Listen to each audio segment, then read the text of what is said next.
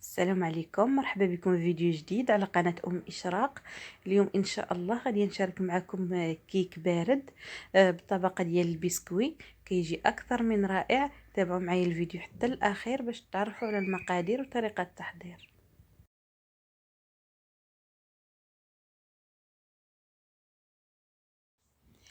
عندي البسكوي ديال هنريس، خديت 4 ديال الدرهم، طحنتهم ماشي بزاف غير تهرمشوا. كنضيف عليهم 2 معالق كبار ديال الزبده،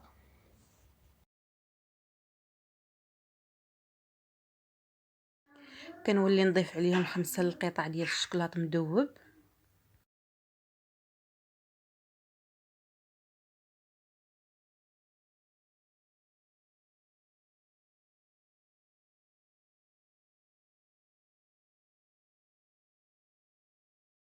صافي كنخلطهم مزيان حتى كينسجموا. عندي هاد المول ديال الزاج كنخوي فيه هاد البسكوي وكنحاول نضغط عليه مزيان باش يثبت ويشد راسو.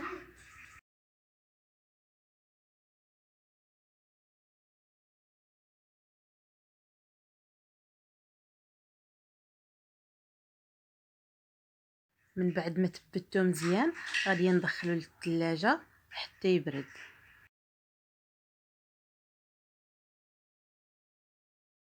هنا غادي نحضر الكريمه.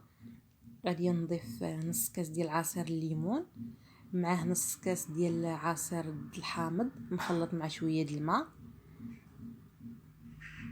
بيضه،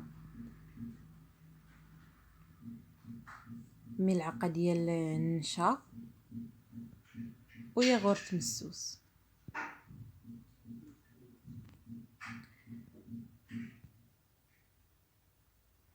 غادي نحركهم مزيان، عاد نديرهم فوق النار.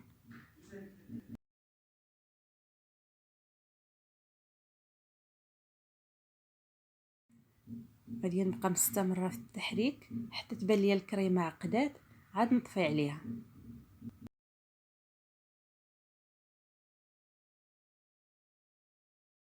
هنا من بعد ما عقدات الكريمه كنضيف ليها ملعقه كبيره ديال السنيده، نسيت ما ضفتهاش ملي كان فوق النار.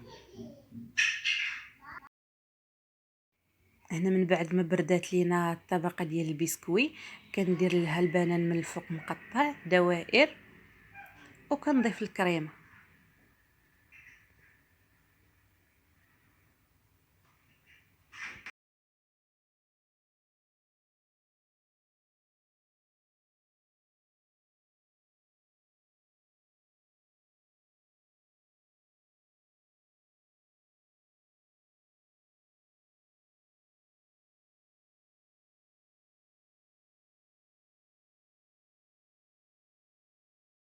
صافي غادي ندخلها الثلاجه حتى تعقد وتبرد مزيان. هنا من بعد ما بردات والكريمه عقادت صافي جبتها من الثلاجه. التزيين كيبقى اختياري.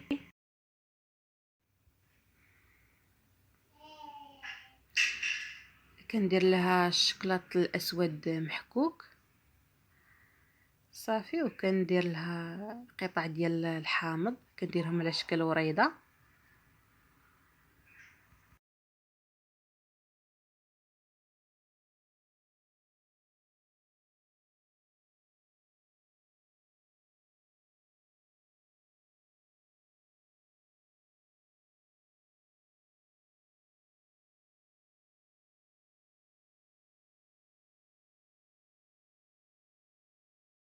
كنولي نضيف عليهم قطع ديال الفريز.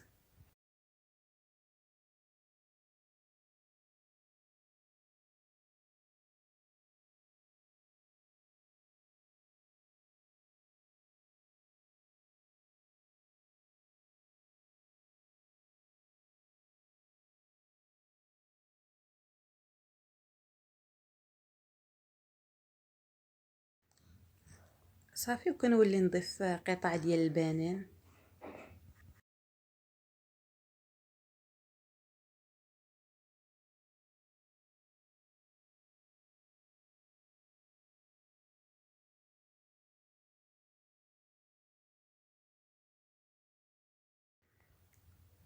صافي من بعد ما سالت التزيين كنضيف لها حبيبات ديال الشكلاط من الوسط باش يعطيني منظر زوين.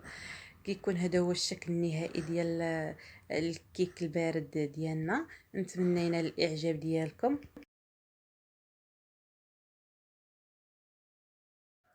كتجي رائعة في الشكل وفي المذاق. فعلا تستحق التجربة. نتمنى تنال الاعجاب ديالكم. الى عجبكم الفيديو ديال اليوم ما تنساوش ديروا جيم. كنشكركم بزاف على المشاهدة. نتلاقاو في فيديو جديد ان شاء الله.